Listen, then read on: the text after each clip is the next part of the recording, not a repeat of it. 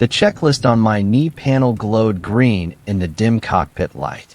I ran through it one more time, the same way I had practiced in the simulator 200 times, maybe more. Engine 1, green. Engine 2, green. Fuel transfer, armed. Flaps set. Everything was where it should be. Everything was working. It was my first time flying the Trans-Pacific route solo. The certification had come through only 3 days earlier, and the dispatch office had called me that morning with a gap in the schedule. A 747 freighter, cargo only, Los Angeles to Tokyo. The route would take us across nearly 6,000 miles of open ocean, and I would be alone in the flight deck for roughly 11 hours. I remember thinking how easy it felt. The controls were responsive in a way the simulators never quite captured. The instrument panel hummed with that particular frequency I had learned to associate with reliability. Outside the windshield, the Pacific stretched out like a dark sheet of glass, occasional whitecaps catching the moonlight. We cleared the coastline around 11:40 p.m. I filed the position report with air traffic, noted our estimated arrival time, and settled into the cruise phase. The aircraft handled beautifully. I adjusted the autopilot, monitored the engine parameters, and allowed myself a moment of quiet confidence. The first leg of my new career was underway. Approximately 40 minutes into the flight, I noticed a slight vibration through the control column. It was subtle, barely perceptible against the background noise of the cabin pressurization and the air circulating through the vents. I checked the engine instruments first. Both Pratt and Whitney turbofans were showing normal temperatures, normal fuel flow, normal pressure ratios. The vibration did not appear on any of the automated alerts. I attributed it to turbulence at altitude, even though the weather briefing had called for clear skies the entire route. Sometimes air currents moved in ways the models could not predict. I made a mental note to mention it in the post-flight report, nothing more. The flight continued normally for another 20 minutes. I ate the sandwich I had packed, drank half a bottle of water, and went through the navigation checklist. The autopilot held our heading within 1/10 of a degree. The inertial navigation system showed no drift. Everything was functioning as it should. Then the smell reached me. At first, I thought it was coming from the air conditioning system, maybe something in the cabin that had begun to decay or spill. Cargo planes did not have the same cleaning protocols as passenger aircraft. I checked the recirculation fans, switched to fresh air only, but the smell persisted. It was acrid, almost chemical, and it seemed to be intensifying.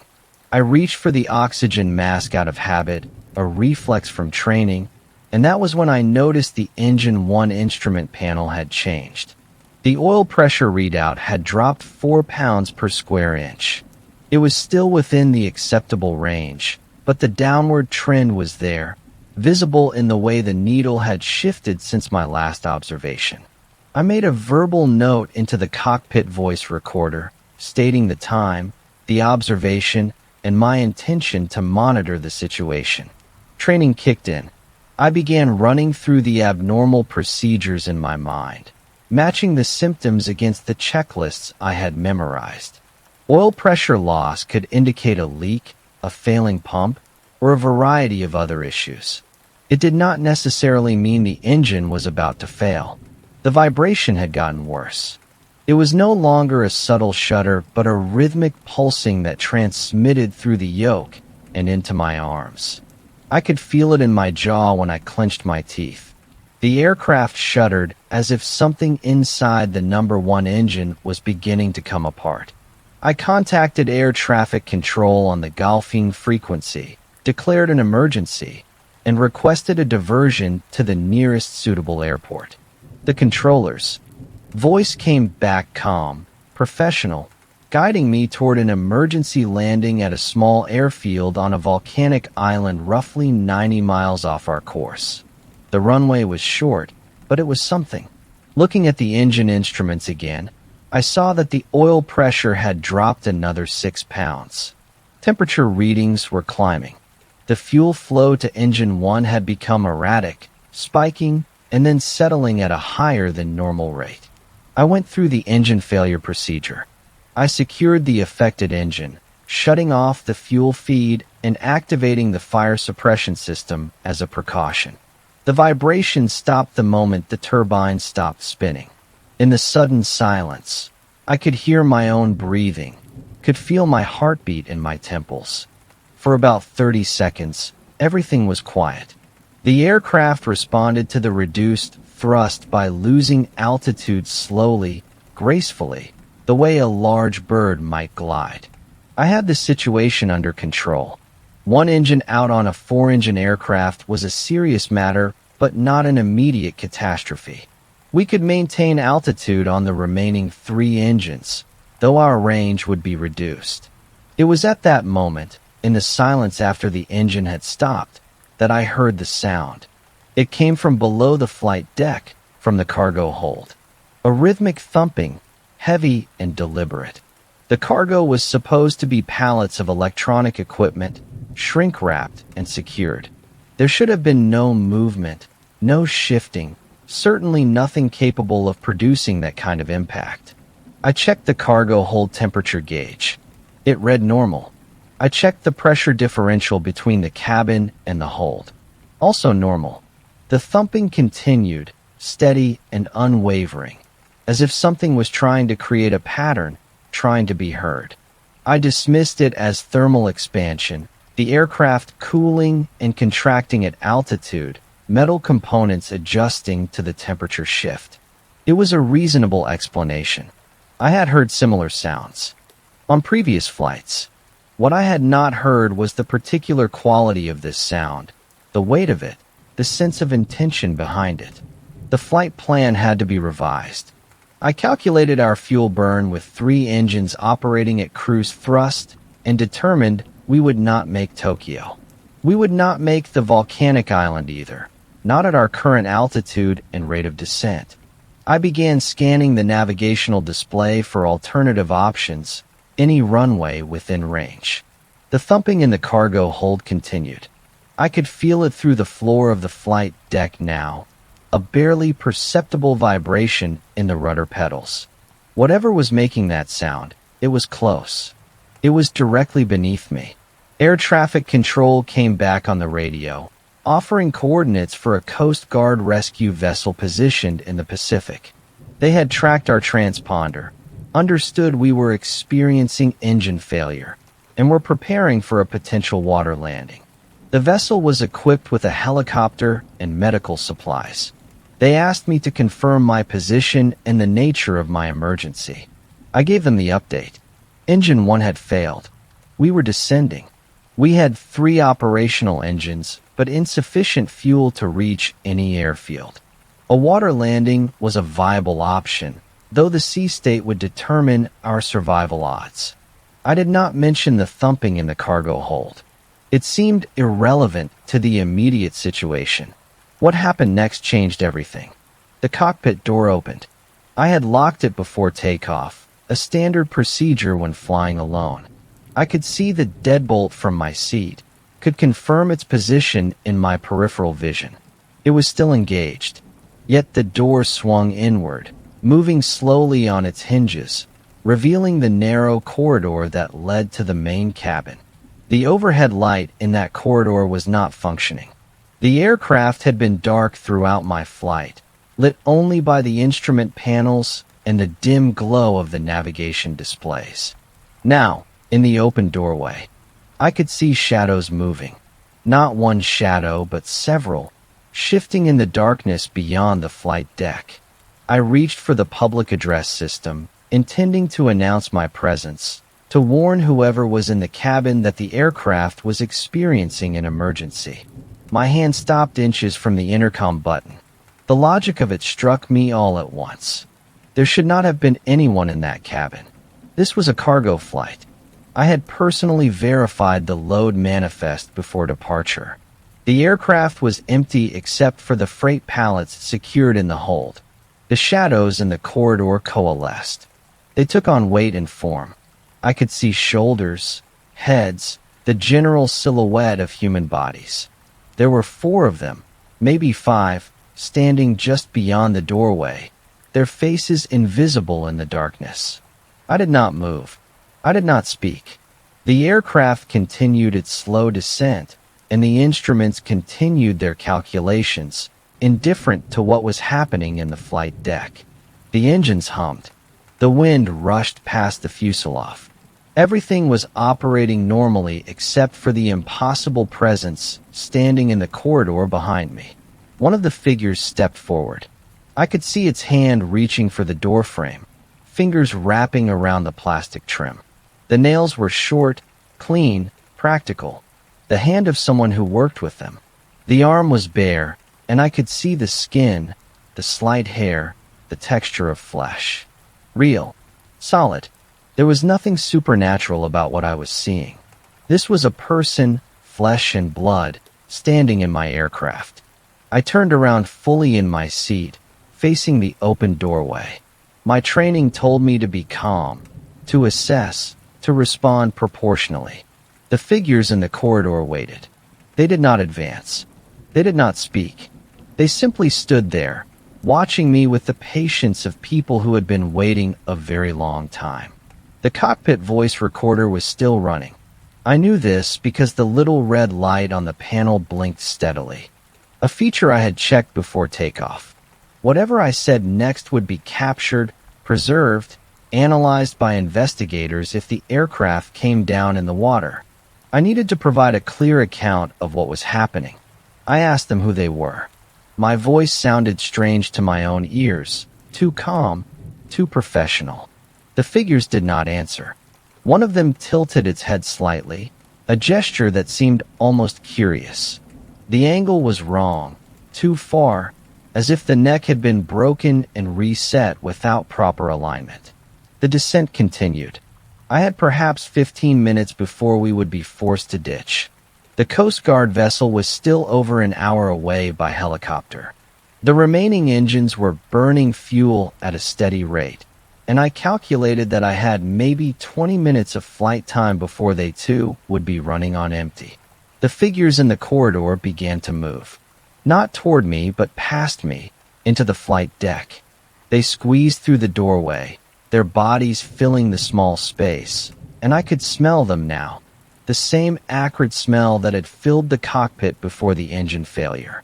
It was coming from them, from their clothes, their skin, their breath. I understood then. The vibration I had felt, the smell I had noticed, the engine failure itself. None of it was mechanical.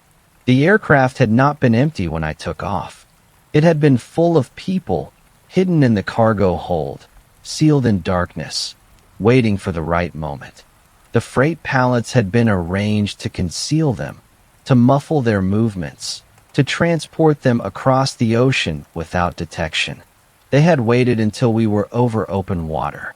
They had waited until I was committed to the flight, unable to turn back, dependent on the aircraft's systems and my own training. And then they had begun their operation. The leader, if that was what the closest figure was, stepped toward the instrument panel. It reached out and touched the throttle quadrant with the same practical hand I had observed in the corridor. Its fingers moved across the controls with familiarity, with purpose, adjusting settings I had not touched. The remaining 3 engines spooled down simultaneously. The aircraft dropped like a stone. I grabbed the yoke, trying to maintain control, trying to keep the nose up. The figures did not react. They simply stood there, watching me struggle, their faces finally catching the glow of the instrument lights. I could see them clearly now. They were thin, gaunt, their eyes sunken, their cheekbones protruding. They looked like people who had been through something terrible, something that had stripped away everything but the bare necessity of survival. The altimeter was unwinding. 10,000 feet. 8,000. 6. I asked them what they wanted. The words came out ragged, desperate, nothing like the professional tone I had maintained until now. The leader turned to face me. Its mouth opened, and the sound that came out was not a word but a vibration, a low hum that resonated in my chest and made my teeth ache. The sea was rising in the windshield. 5,000 feet. 4.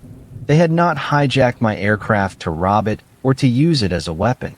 They had hijacked it to end their journey, to cross the ocean one final time, to reach a destination I would never understand. They had chosen me to fly them, chosen my first trans-Pacific route, chosen the night when no one would see, no one would ask questions, no one would survive to tell the story. 3,000 feet. 2. The water filled the windshield, a black mirror that reflected nothing back. The impact came like a wall, like a closing door, like the end of everything I had ever known. I woke up in the water. The fuselage had broken apart. I was floating in the cargo hold section, somehow surrounded by debris and fuel and darkness. The cold was immediate, penetrating, the kind of cold that stops your breathing. I could see pieces of the aircraft scattered across the surface, could hear the hissing of escaping air, the groaning of metal as it sank. No one else was in the water with me. I swam toward a piece of debris large enough to support my weight and held on. The stars were out, impossibly bright, scattered across the sky like debris from another crash. I looked around for the others, for any sign of the figures who had been in the flight deck, but there was nothing. Only the ocean, only the silence, only the wreckage. The Coast Guard helicopter found me 4 hours later. They pulled me out of the water, wrapped me in blankets, and asked me questions I could not answer. They asked about the engine failure, about the cargo, about what had happened in the flight. I told them about the vibration, the smell, the figures in the corridor. I told them about the engine shutdown and the sudden loss of thrust. I did not tell them everything. I could not explain what I had seen, could not describe the faces of the people who had been standing behind me, could not account for their disappearance. The investigators searched the wreckage. They found the cargo hold empty. They found the freight pallets exactly where they should have been, sealed and secured, containing only electronic equipment bound for Tokyo. The aircraft had been empty except for me. I spent 3 weeks in the hospital recovering from hypothermia and a fractured collarbone. The investigation concluded that the engine failure was caused by a manufacturing defect in the oil cooler, a flaw that had gone undetected through multiple inspections. The aircraft had been properly maintained. The cause of the accident was determined to be mechanical. No one believed me when I tried to explain what I had seen. The psychologist suggested that oxygen deprivation had caused hallucinations, that the trauma of the crash had distorted my memory, that I had constructed a narrative to make sense of the impossible. They were probably right. They were certainly more logical than anything I could offer. But I know what I experienced in that flight deck. I know the weight of those bodies in the corridor, the smell of those clothes, the vibration of that voice. I know they were real because I could feel them, could see them, could hear them breathing in the darkness. 16 months later, I was cleared to fly again. I took a different position, a domestic route, nothing trans-Pacific. I told myself it was about safety, about comfort, about rebuilding my confidence in controlled conditions. That was part of it. The real reason was simpler. Every time I climb into the flight deck, I check the cargo hold. I inspect every pallet, every corner, every shadow. I look for the acrid smell, for the vibration through the floor, for the feeling of being watched. So far, there has been nothing. The aircraft are empty, the routes are routine, and the passengers who board are exactly who they claim to be. I have no reason to believe otherwise. The rational explanation is the correct one. I understand this. I accept this. Last week, I was assigned a new route. A 747 freighter, Los Angeles to Tokyo. The schedule had a gap, a last-minute cancellation, and I was the only available pilot with the proper certification. I turned it down. The dispatcher seemed confused. She asked if I was feeling all right, if there was a medical issue, if something had come up. I told her I was fine. I told her I would take the next available domestic assignment. She made a note in the system and moved on to the next pilot. I went home that night and poured myself a drink. I sat in the kitchen in the quiet, and I thought about the figures in my aircraft, the ones who had no evidence of existence, the ones who vanished into the ocean without a trace. I thought about where they might have been going and why they had chosen my flight, my first trans-Pacific route, the night when no one would see. The drink did not help. It never does, not really. This morning, I found a shipping manifest in my mailbox.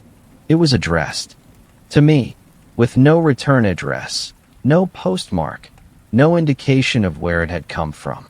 The document listed a cargo of electronic equipment, bound for Tokyo, shipped on a date that corresponded to my first flight. Below the manifest, someone had written a note in handwriting I did not recognize.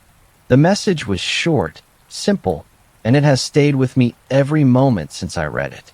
It said, "Thank you for the flight. We have arrived. I have not flown since." I check the news every morning, scanning for reports of aircraft accidents, of aircraft found empty, of cargo holds that should have contained freight and did not. So far, there has been nothing. I know it will not last. I know they will find another pilot, another flight, another route across the water. They are patient. They have always been patient.